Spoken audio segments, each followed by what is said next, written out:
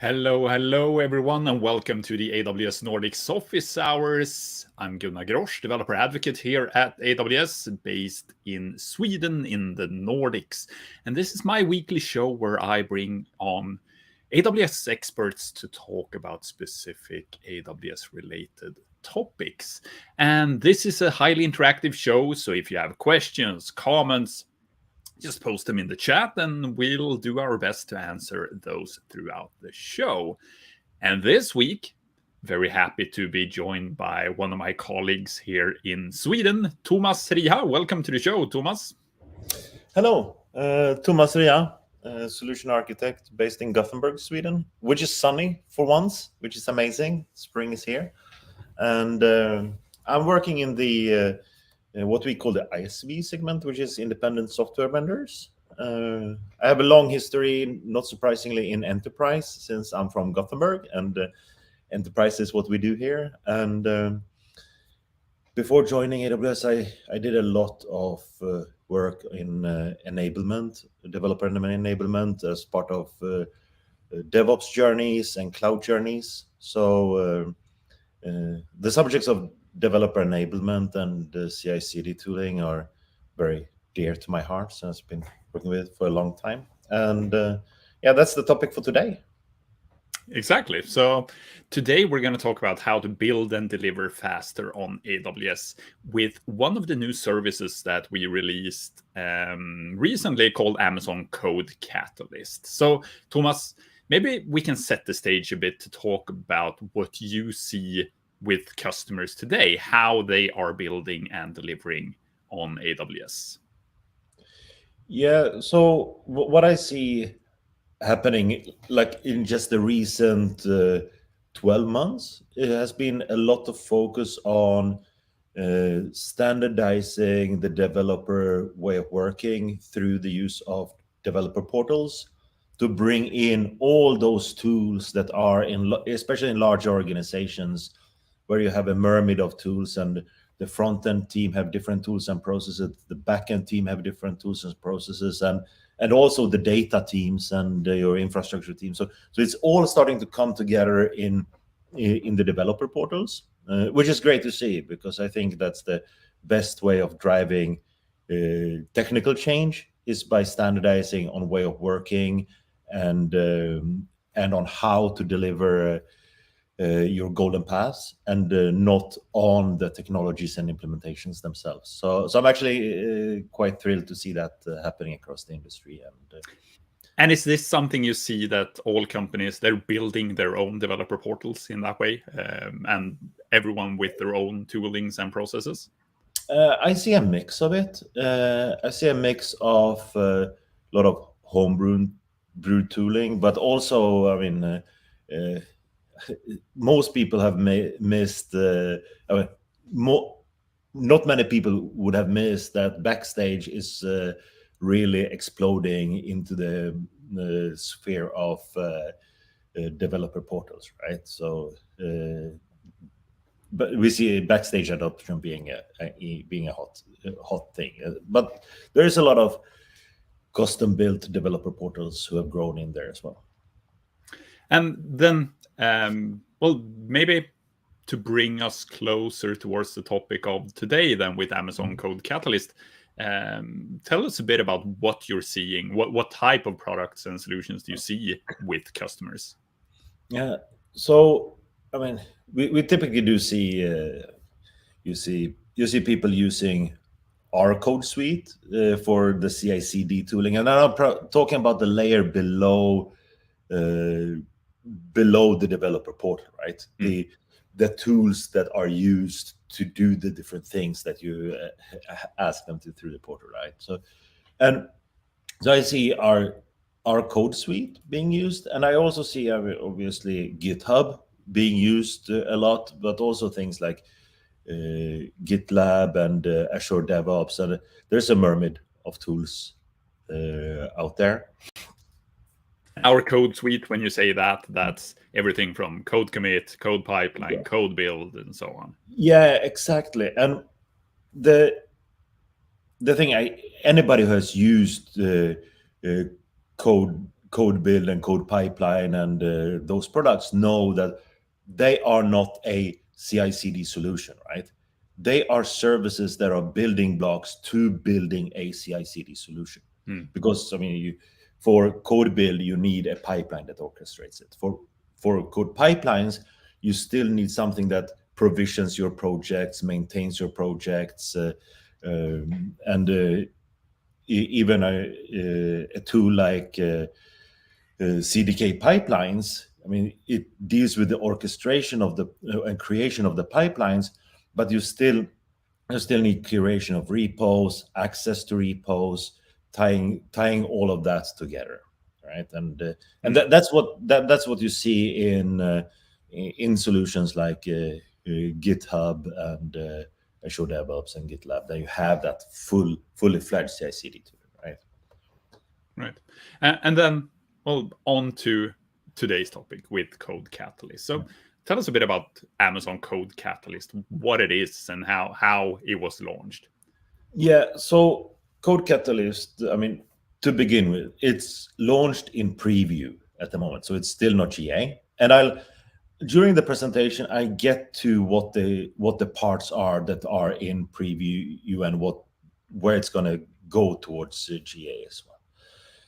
But I want to talk a little bit about what CodeCatalyst is. So it's not like the other code services that are building blocks. This is a CI/CD service. It's a fully managed CI/CD service on a roughly equivalent level of GitHub, but with a set of notable differences. And I want to talk a little bit about those differences before we go anywhere. So in my view, and correct me if I'm wrong here, GitHub for me is a community development first platform, right? And it's available for enterprises, and enterprises can use it either through the SaaS solution or either through GitHub and Enterprise, right? But its DNA is really community development. If you look at GitLab or Azure DevOps on the other side, that's enterprise development within the enterprise, no community development whatsoever. It's for the enterprise. I would say that CodeCatalyst sits in the middle of those, right? It's built to be enterprise within the enterprise first, but it's also built to allow you to invite development partners for specific projects and to be collaborative with partners is one of the ideas. So it's differentiated in that, and then also it's different than the others from it being a pluggable architecture, right? So if you look at GitHub, it's the tooling that GitHub is. Sure, there's slight ecosystem of it, but it's not like you can swap out different core components of GitHub, right? But in CodeCatalyst, you have built-in Git repositories. You can swap those out for GitHub repos. You have built-in issue tracking. You can swap out that for Jira, and those marketplace marketplace, because there is a marketplace plugins will just keep on growing as partners develop integrations with their solutions, right? So you already answered this now, but we got a question from Hartstead in the chat if Jira integrates with CodeCatalyst. Yeah, so there is a Jira plugin for CodeCatalyst, and I think maybe this goes to the heart of CodeCatalyst, that it's not about making customers change to using this thing only. It's about perhaps having a way to integrate the different types of solutions or services that they already are using, Jira being one, and then having that way to tie it together for that builder experience. Yeah, and my experience is like when I was a customer and we wanted to start using GitHub, and then it opened up a whole kind of worms for us, because okay, so we use GitHub now. Should we start using issue tracking in GitHub when we have our Jira? I mean, it's the entire ecosystem within a company is so diverse these days, right? So it's about acknowledging how it looks out in the wild as well, right? I mean, you cannot bring in one tooling that replaces all of it, and that's what developer portals are doing a bit. And I still don't see CodeCatalyst in the shape it is today to be that developer portal on the level of, like, say, a Backstage, because while it's pluggable, it's still within issue tracking repositories building. There will be plugins for static code analysis, and there will be more plugins, but it's all towards the CI/CD tooling part that is pluggable. That's at least the way I'm seeing it at the moment. Right. And you also mentioned that it's meant for you to be able to bring in outside parties, so you can have collaborations with other teams or with other companies, organizations, and so on. And I suppose a key part of that is the way that CodeCatalyst is offered to customers. Yeah. So, and this is kind of the most significant change to what we've seen with other code products, because CodeCatalyst is a standalone product that does not live in your AWS organization. It does not live in your accounts. It's a fully managed service.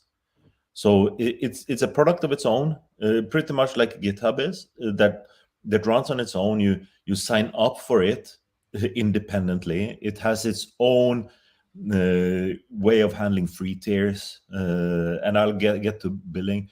So you can basically sign up totally free and use CodeCatalyst without even having an AWS account. Right, and I think maybe the most obvious way is that it's its own URL, so you're not going through the AWS console. And it's important, and I will show you the service in a little while. But anybody who has used the AWS console knows that it's structurally the information model in it is restricted to the way the portal of the console works, right? So now the team could build a user experience which is in line with the data models and the use cases of CI/CD tooling, right? So so I think that's important for the usability of the service to actually be outside the console. And so I really like that decision, and it's also mentally easier to reason around things running in CodeCatalyst. They're running somewhere else and not in your accounts. If it would have been in your environment, it would have been kind of a little bit harder to reason around that mentally. So now it's super clear. CodeCatalyst, everything running in CodeCatalyst is on the left side. My accounts are on the right side, and I deploy from there into there. And I'll also show you how you set up those connections, because that's a key part, and something that I'm really happy how it's been implemented in CodeCatalyst. All right, exciting. I guess we are 14 minutes into the show talking about Amazon CodeCatalyst. I guess it's time to actually start showing it as well, and we'll continue talking about it all throughout.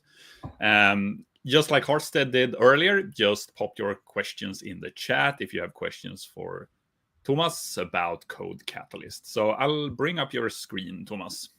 Yes. So here's CodeCatalyst, and as you see, I mean, it looks quite different from the AWS console, right? So it's its own console, and there's a structure in it. And so you sign in, you create your root account, and then you create something called spaces, and those are pretty much isolated organizations within CodeCatalyst. And the way I view a space is if you have like independent BUs within your company that have independent management or administration of their tooling, then I would create that as its own space. I would not use spaces for each team, because there is admin and there is billing that is tied to the space, because then each team would need to administer that. So typically, if you have like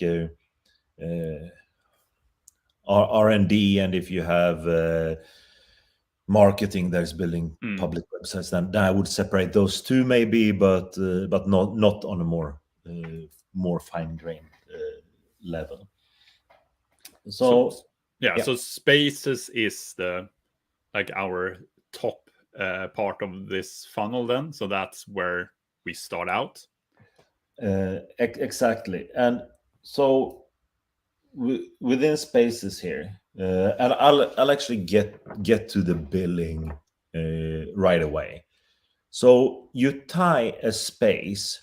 If you want to use the standard tier, which is the paid tier, then you link that to one of your AWS accounts in your AWS organization. And typically, I would be creating a kind of a CodeCatalyst account over there that is just responsible for the billing of this space. And then they're creating new space, creating a new account. Then you get really clear on your bills where the cost comes from, right? And those accounts are nothing more than just a link for the billing. And the free tier is actually a true free tier. That these are the metrics that are being followed for. I mean, it's compute minutes for build, it's storage for builds. There's managed development environments. I'll get to that. It's compute hours for those, and it's storage hours for those. That's basically the main billing, and also active members in the space. That's the main billing dimensions. And the free tier is so that the service stops working if you have extended the free tier, which is largely different from free tier in AWS accounts. If you switch to standard tier, then you need to link the account, and you need to allow that account to be switched to standard tier. Then you get an expanded free tier, so you get more free build minutes, and you get more storage and so on. And then as it goes over those minutes, it starts billing, right? So then it works like your regular AWS service. And this link here, it is, like you said, it's only for billing. So this doesn't give access between accounts or anything. This is just for the billing, right?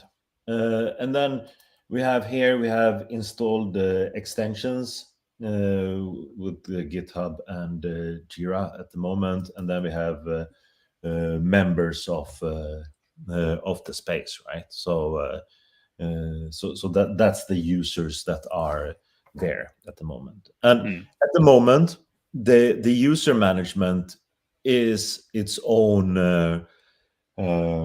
I mean, there is a built-in user management in it. There is no integration to any other SSO application. And that's one of the things that's going to change for GA, is how that works. And so there will be integration with the Identity Center coming there, so that you can log in with your identity from Identity Center, and you select that as an app to log in to CodeCatalyst. And this once again shows the clear difference between something that is within your account, because this isn't it's not IAM, so it's not users in IAM or something like that. No, this is its own separate thing. Yeah, this is really users for the CI/CD tooling. And then within a space, you have your projects. And I want to talk about project creation a little bit. And as I was saying earlier, with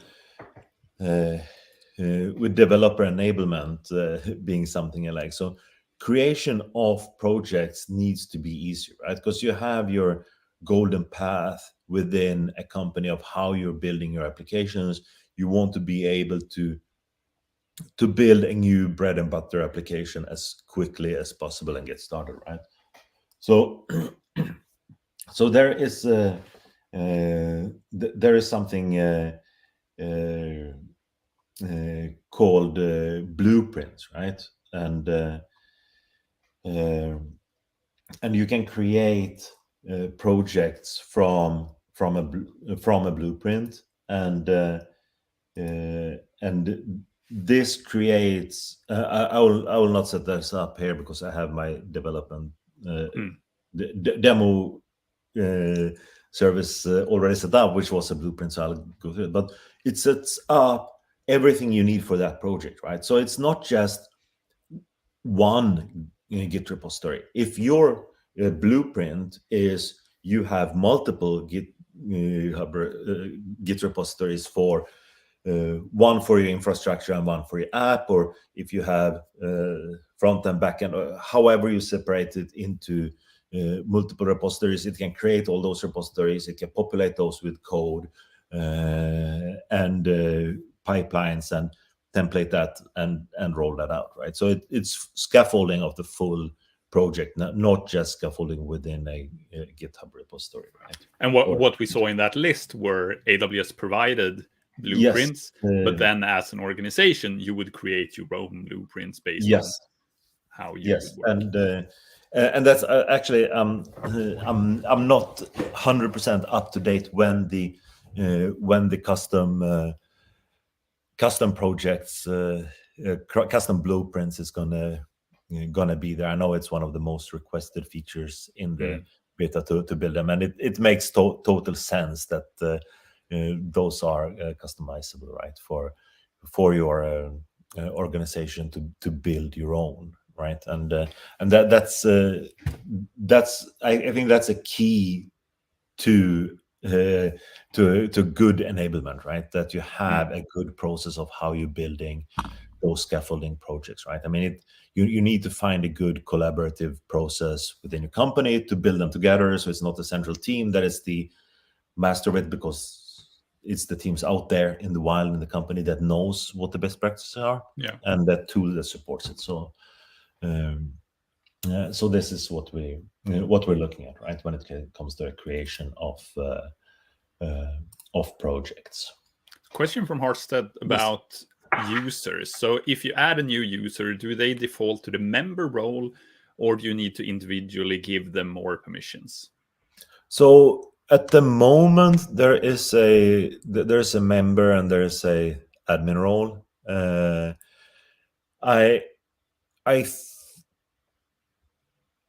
I think that they become members by default, and you can also invite a specific project. Okay. So here, I mean, we have our source code repository. Now I just have one, but we can have within a project, of course, we can have multiple source code repositories. And here we have our code browser, nothing special there. We have pull requests, and it has good support for pull requests. You will see that in the CI/CD workflows, which are here. So you can have multiple workflows. I'll actually go. It's actually easier if you start here in the source code. So in the CodeCatalyst folder here, you have your workflows defined, and you can have multiple workflows for a project. So you can have one file which is for your main flows, and one file which is for your feature branches or pull requests, right? And I think you kind of recognize this syntax. I mean, it's very GitHub action like. I hope it comes through okay on the screen for you. So here you have a trigger, right? So you see what this workflow triggers on. It triggers on push the main. I can trigger on any branches. I can trigger on activity on the pull requests, but I can also add filters here for parts of the file tree. So if I have a more monorepo structure where I have like part of the monorepo being front end and part of the monorepo being back end, and I can have a discriminator there for slash backend slash star, right? And then that would then this would only be a workflow for the backend, right? And personally, from playing around a little bit here, finding structures, in the past, I've liked to have multiple repositories for my projects, but here I'm actually liking the monorepo approach for like a monorepo per service. So it's kind of a microservice architecture would be multiple smaller monorepos. I think that works pretty well here, and I like that at the moment. Then looking back at the structure previously, would you have one project for all of those services? No, I would have one project per microservice. Okay. So generally, and now maybe we won't spend the time to define what the microservice is for us, but for what we define as a service that is autonomous, right? For that is what I would call a project, right? So all right, so a space for the system or the application, maybe then I would say a space for maybe system, but probably business unit. Okay. And all the microservices within that business unit in that space, whether they're belong to multiple systems or not. So and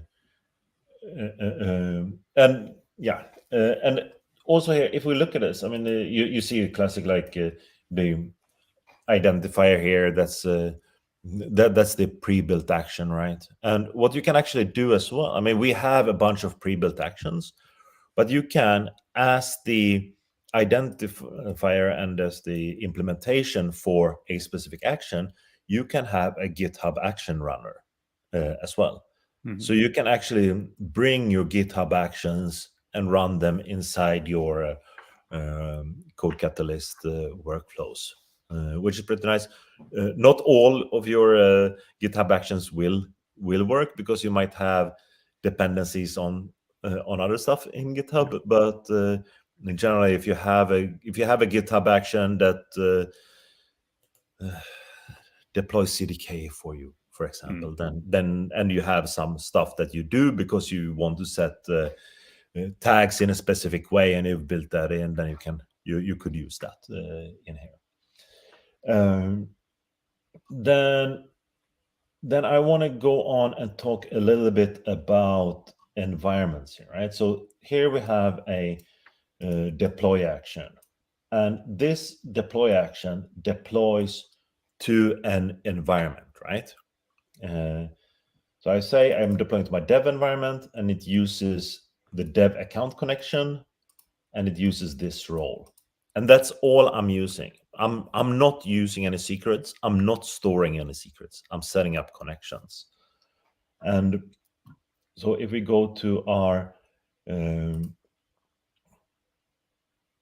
environments here, so you see I have two defined environments. And if we look at our dev environment and the account connection in it, it says that it's connecting to the connection name dev account, which is this account number. If we go into the AWS console then, and into this account, we see here that I have, because there is a CodeCatalyst part in the AWS console as well, right?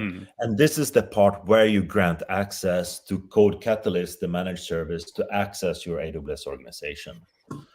So here in my meetup space, I have set the billing details that it's currently currently standard tier, and I've allowed free tier and standard tier are allowed, right? I set that here to allow the CodeCatalyst admin to actually change it up, right? Because the billing happens in here. And then I have a role that I have said that this role is whitelisted for CodeCatalyst to use. And I've named, I've given it a name here, and it's so if I use in CodeCatalyst a role with this name, it references this role, right? Yeah. So in CodeCatalyst, you're not referencing the ARN of the role. No, You're using that name no. instead. I have my account connection, which is here. So I've created in my settings, I've created an account connections, which is my dev account, and this role here, I've not put it here myself, right? Yeah. The role pops up here once it's been whitelisted in over on the AWS account side. So I need to grant stuff and allow access on that side, and then I reference that from here. And you can set this up using APIs on both sides, right? So so typically when you're provisioning your accounts, you can add the whitelisting of roles. Like if you have your deployment role, you can add that as your in your when you create your account, or if you do some sort of adding that afterwards. That it's up to your account creation process, I would say, to tie that in, and then when I create my when I in the template I create the environment, and I can either in the ones that we are providing, it does not reference any particular account connection. So you have the accounts here, but they're empty. So you need to kind of link them to a account connection. But you can build that into your template. If you have your QA, your prod, then you can kind of do that. And the nice thing with this setup is that it's the dev environment here. It's the dev environment of my service. It doesn't say it has to be a on the AWS environment side. It doesn't say it has to be an account that is specific for that service, or it has to be a shared account. That doesn't matter, right? It's the dev environment for this service. Is it shared with others or not? CodeCatalyst doesn't care. You need to have an environment. You don't need to call it dev. You can call it whatever, right? So so when you're deploying in your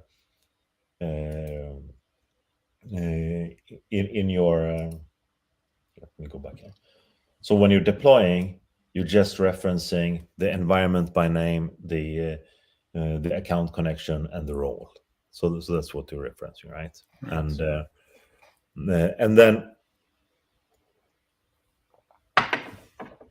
And then your deploy also needs to say which region, right? So so that that kind of depends on your So this deployment task that I'm using here, it says it's deploying this stack and to this region, right? So and that segues me into region. So from one instance of CodeCatalyst, you can of course deploy to any region, right? At the moment in preview, the region is it US West 2, I think, that is running in Oregon, and that's the resources stored there. It's only mean, the users. It's if you're using the built-in Git repositories, then they're stored there, and the compute that is running the build is running there, right? So that is what's running there, and then it's deploying using APIs into your accounts, and then there's a few things I want to talk about around the deploying when we're talking deploying from a managed service to an account, right? So if you're doing a deploy with CDK, I mean, you're uploading stuff to a bucket that's in that environment, and then you're virtually just launching a CloudFormation template, right? But in some enterprises, you might have your artifact repository where you've been keeping things. And those artifact repositories might be in private VPCs. At the moment, it's actually problematic to deploy into those, right? Because there is no open way from the CodeCatalyst environment running somewhere on the internet into your private VPC. And that's also a highly requested feature to have VPC integrations. It's not there yet in the preview. And so be aware of that when you make a decision if you want to start previewing the service, if that's actually a problem for you or not. And speaking of things running somewhere, right? So I mean, we have our build environment here. Here is our backend test is calling this. Should probably be maybe a build and test, but anyways, so that's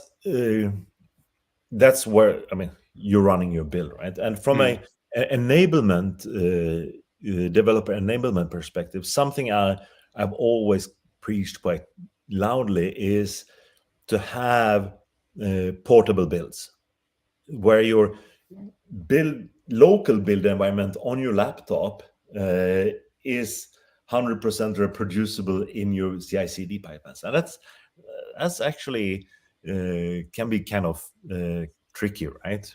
But a way that can be done is by using what we call managed development environments in CodeCatalyst. And so each user, so if we look, I mean, the repos and the pipelines, that's on the level of everybody who has access to the project, right? But the development environments, that's yours as developer, so you can set up and configure a development environment for you. And so if we look here, you can use for Visual Studio and for the JetBrains IDEs, right? And if we create a new one, just here to give you an idea, you can do it by having a totally empty one, or you can have one which has a clone repository in it. You can do it on an existing branch, or you can do it on a new branch. So if you want to start building a new feature, you could just create the environment there. You get the feature branch for it and everything in place. And then you can select how large instance of that environment you want, right? And I'm not going to spin it up because I've done the TV chef thing and have had it already spun up, right? But it gives you an idea what you can and what you cannot configure. And then you start it in your environment. It's loading, it's spinning, and it opens my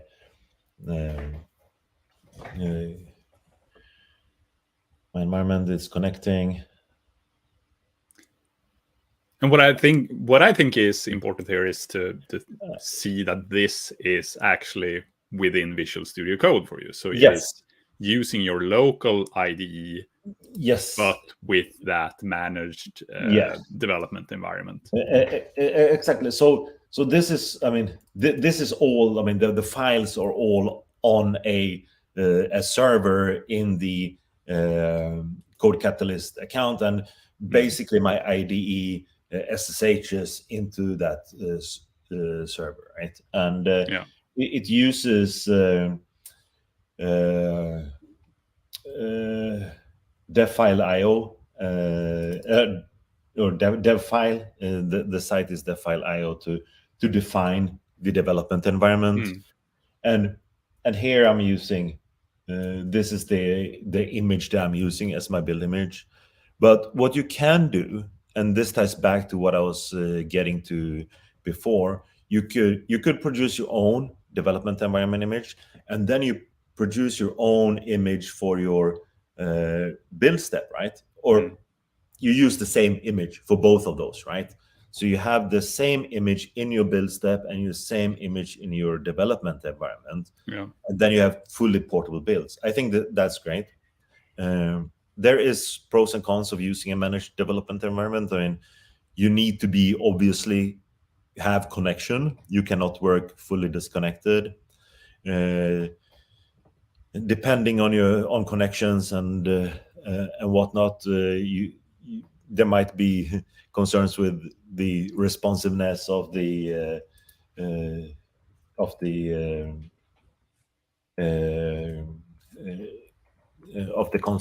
terminal and stuff. I think it works well. But I suppose if you have your own build image, which is basically in this case a container you're running, you could run that locally as well.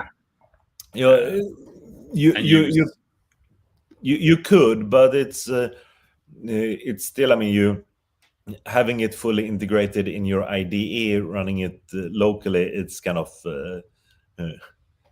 lot of setup to get that running, right? So but to be able to solve the issues that you talked about, being able to actually do it offline as well, but still have those exact same images that you're working with. Absolutely. And we did that in my own company. We did solve that by running the same images and using a CLI, custom CLI for doing that. But I think it's pretty nice, and especially for roles like when you have your staff engineers, which work spanning multiple teams, jumping between different services and different code bases. It's golden to have something that works right away, non-dependent of your environment. I also like the idea that the performance of your laptop is not what's driving your build times, right? It's the performance of the cloud compute that does it, and I like that. Especially in these times when companies maybe don't want to invest in new laptops and postpone that. So I think it's a super interesting feature. Oh, for sure. I've been a long time fan of Cloud9 and using a web-based IDE, and that gives you certain benefits, similar benefits, but being able to use my locally installed IDE, VS Code, for instance, is just taking it to a whole new level. Yeah, absolutely. And let's be honest, right? That for the 24/7 developer, Cloud9 is not the right tool for the job, right? So it's then you want your more powerful IDE. So for sure, you have all of your extensions, you have it set up the way you want it to, and so on. So sure. And the combination of using, maybe we should have set this up earlier so we could have demoed it. But if you're using one of the co-authoring plugins for pair programming together with with running on an MDE, it's awesome, because then I mean we can connect and we can run it fully, and yeah, it takes it a whole new level. For sure. Going back to a few things I have not discussed, right? I mean, we said issue tracking was part of. I'm not using the Jira integration, even though I have it installed, because I don't have a Jira cloud account. But I mean, it is issue tracking, right? And then you have reports. You have your test reports get published here in your workflows. You have. Let's go into them. I mean, you see the logs, and you see variables. If there is reports published, then you can access them from here as well. Here's my test reports. So I mean, you got all that kind of classic CI/CD tooling features. You got secrets management, even though you're not using secrets to access your AWS environments, but you're setting up the handshake and trust. You will still need your secrets for your. I mean, if you're using some sort of third-party integrations to other services, or you have database access or whatnot, then you need your secrets, right? Yeah. And final thing is also that you can create provisioned compute fleets as well. If you have specific demands on your build environment, you can have pre-provisioned large fleets. Then you're paying for those, but you can have that. And yeah, that's pretty much what I wanted to go through. Oh, that's cool. Yeah, go ahead. Yeah. I was gonna say there's a workshop as well that is kind of a good guided how to get started, how to set up CodeCatalyst, and I think you have shared the link, right? So I am sharing right now. Awesome. So yeah, go check out that workshop to help you get started using CodeCatalyst. I also shared a link to a survey in the chat, so please help us by filling that out as well. A quick, easy survey to let us know what you think of the episode. So Thomas, I have a question about the actual deployment of this. So if we go back to your workflow, maybe have a look at the code for it, or the YAML file. Oh. So you mentioned that you have set up your deploy, and this is using CDK for the actual deployment. Yes. And does this show up in that actual environment, in the dev account in this case, like if I were to do a CDK deploy myself? Yeah. So it shows up as a stack in CloudFormation. So yeah, exactly. I mean, it's your regular. No, I'm not in the right region, and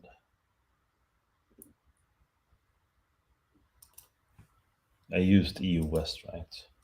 yeah. I believe so, yes. Let's see, what did I call it?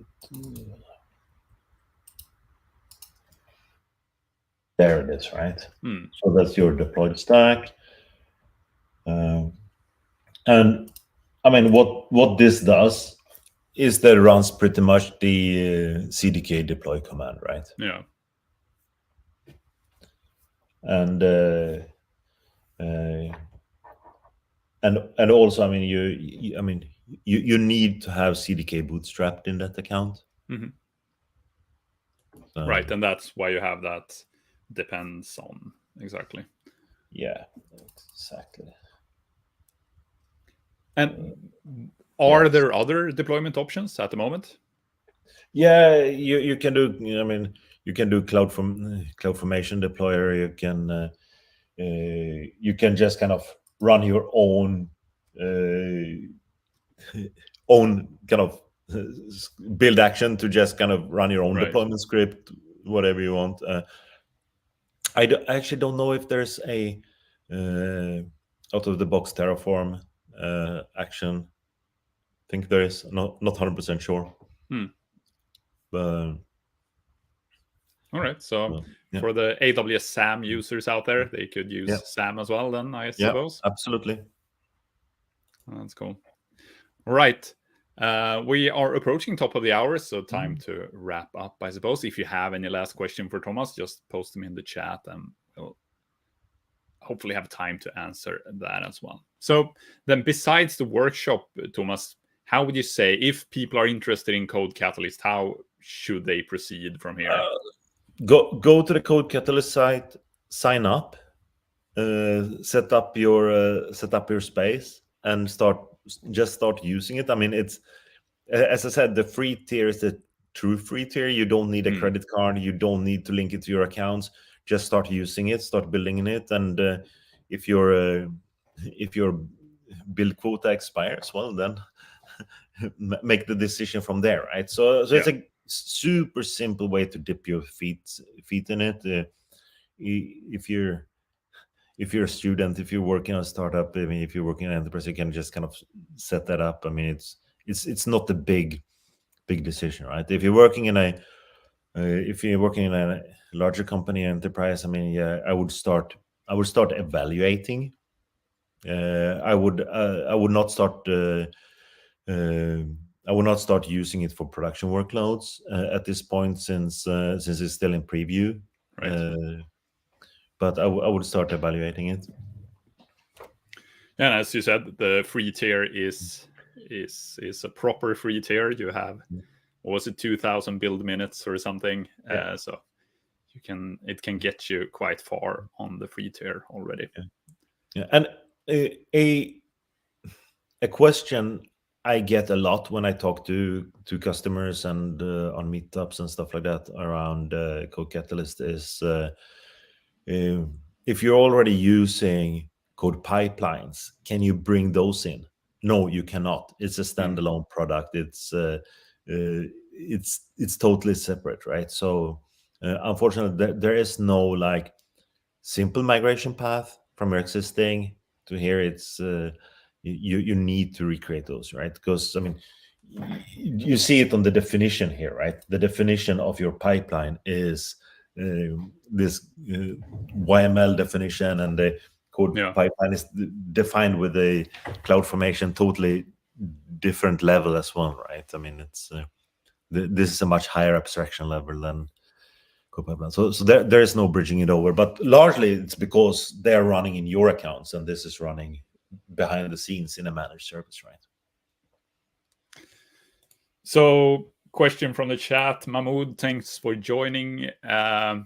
Any idea when it will be generally available, Thomas, or do we refer to the AWS messaging?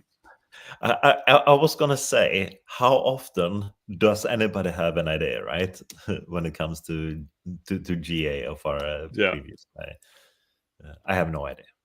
No, so it's in preview right now, but that also means that we are very much looking for feedback on CodeCatalyst as well.